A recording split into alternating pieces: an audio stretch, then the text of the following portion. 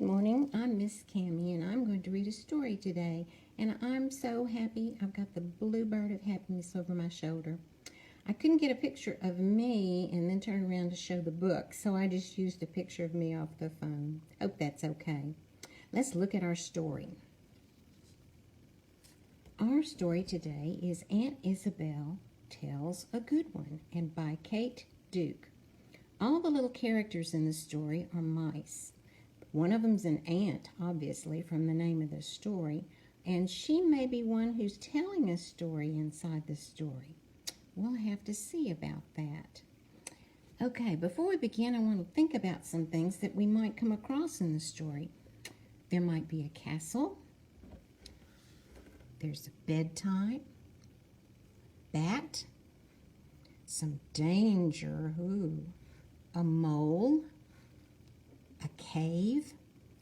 Just from these words, what else do you think might be in this story? There's one word in particular that gives us a clue. I think it's castle. Who lives in a castle? I bet there's a king or a queen or a prince or a princess in this story. What do you think?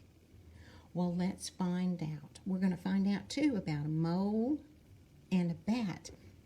A mole digs underground. He lives underground. He can't see because he's not out in the sunlight all the time. A bat would live in a cave, and he would have trouble seeing in that cave, but he has something called sonar, so he listens real close, and he knows what's going on and almost can see with his sonar. Well, we'll read about these creatures in our story today. Let's begin. Aunt Isabel Tells a Good One by Kate Duke. And she wrote it to her friend, Sydney.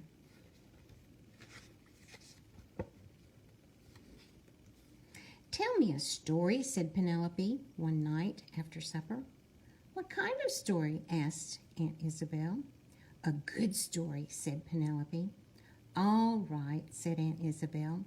A good story is the hardest kind to tell, though. We must put it together carefully with just the right ingredients. Let's start by giving it a when and a where. When does this story begin? Long ago, said Penelope. And where does it begin? Asked Aunt Isabel. Think of a place where exciting things happen. Okay, she said stories have to have ingredients. Well, let's see. She listed 2 ingredients, when and where, and I bet as we go through the story, we'll find some more ingredients for the story. You know, ingredients are like when you bake a cake and you have to put in flour and sugar and eggs and all those things. Well, a story has ingredients as well, and we're looking for those. So she's asked Penelope to think about where the story takes place. Think of a place where exciting things can happen.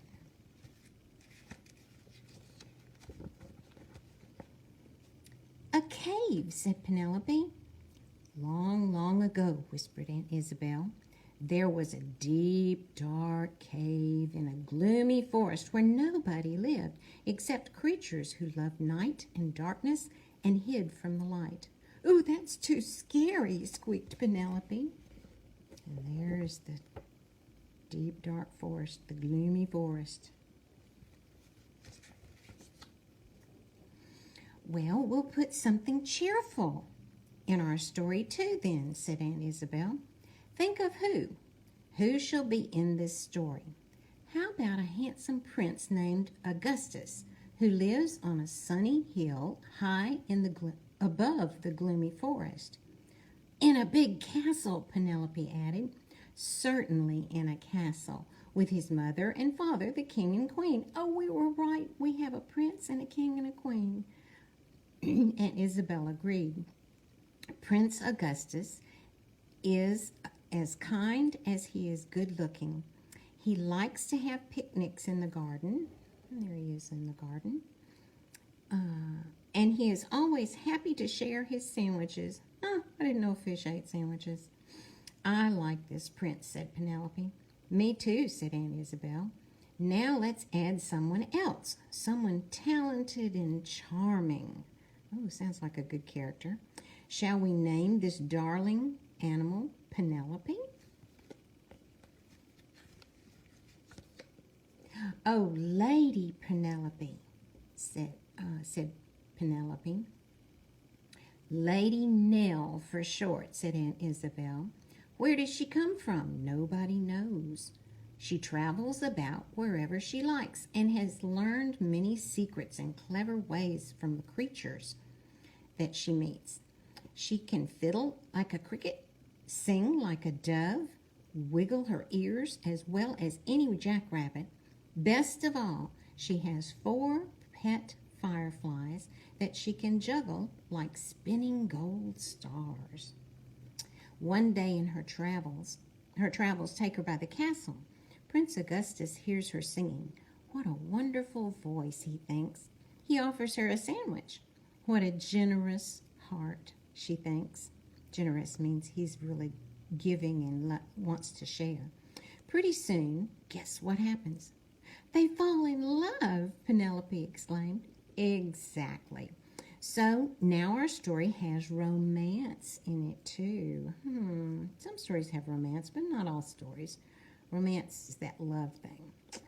This story is coming out nice, said Penelope. And there she is on the wall, playing her fiddle and singing to the prince.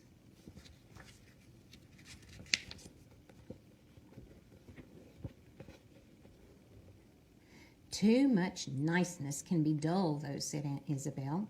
We'll add a problem. Oh, that sounds like another ingredient. We have who and where and when, and now we have a problem. Okay. The king looks out from the castle and growls, Who is that raggedy girl? A dreadful creature, sniffs the queen. Can you imagine? She wiggles her ears, most unladylike. Not the sort of animal we want our prince to know, thunders the king. Be gone with her.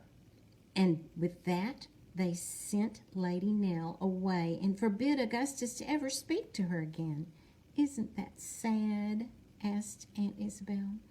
I think we can leave the problem part out, grumbled Penelope. She didn't like that. Well, just wait till you hear what happens next, said Aunt Isabel, because now we put villains into this story. Oh, villains are the bad guys. Alone and sad, Augustus sits in the garden weeping into his sandwiches. Night comes and he's still weeping. He's crying because he can't see Penelope. Finally, the queen goes out to scold him for being foolish, but he's gone. On the garden seat lies a note, and it says, The prince has been snatched. Give up the throne if you want him back. Signed, Odious Mole and Bad Egg Bat. Ooh, that word odious, that's a funny word. Odious means that he's hateful, he's mean, he's a bully, he doesn't like people, he doesn't get along with people. And if somebody's a bad egg, I think he's in the same category as that mole, that he's a hateful person.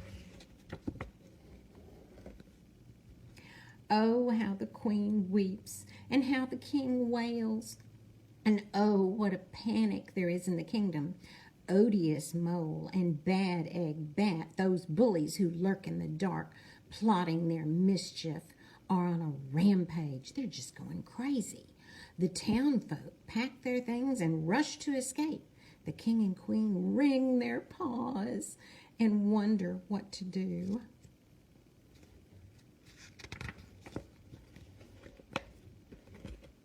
But when Lady Nell hears the news, she doesn't run away. She doesn't waste any time with paw wringing. She leaves her camping out place, sneaks back to the castle garden, and finds a clue.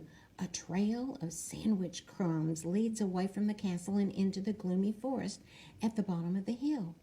Oh, that sounds like Hansel and Gretel. They left trail of breadcrumbs so people could find them. Maybe the prince is doing the same thing. Uh-oh, more scary stuff, cried Penelope. A little danger is a good thing for a story, said Aunt Isabel. Lady Nell follows the trail further and further into the forest. At last she comes to the mouth of a deep, dark cave. Should she go inside? No, squeaked Penelope. Ooh, would you go in that cave? I'm not sure I would. She didn't even have a flashlight, I don't think.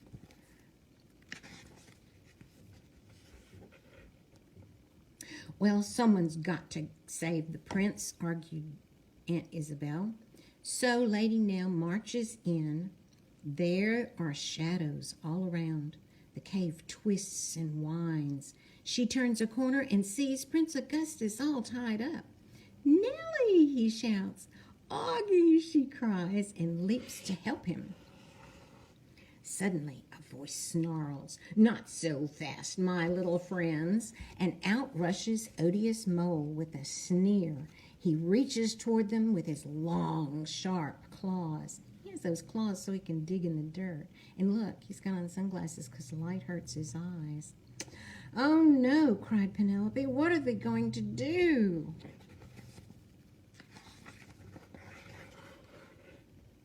Quick as a flash, Aunt Isabel replied, Lady Nell calls her fireflies and begins to juggle. "She juggles?" cried Penelope. "Why would she juggle?" "Because, you remember, she's traveled far and wide," answered Aunt Isabel, "and she has learned the secrets of the creatures who hide in the darkness of caves." So up go the fireflies. They spin and sparkle and light up the cave like bright gold stars. "Spades and shovels," yelps Odious. My eyes, the light hurts my eyes. Get them away from me." "Run, Augustus," cries Lady Nell.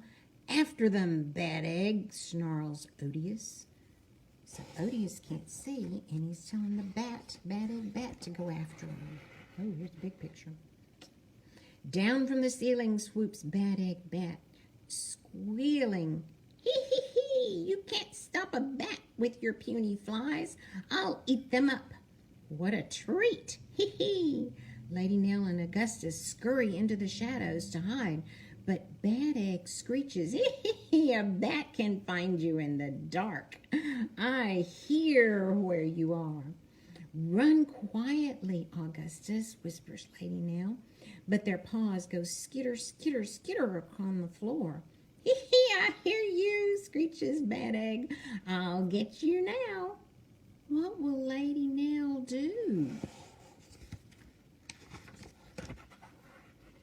"Sing, Augustus," she cries, and they both start singing as loudly as they can.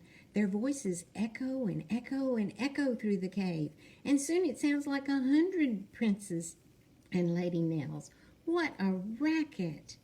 Now Bad Egg can't tell which voices are real ones, and he doesn't know which ones to follow. "Barns and belfries, stop the noise," he screeches. "Stop the noise!" Around and around he flies, banging against the walls, and finally he knocks himself on the head and falls down in a heap.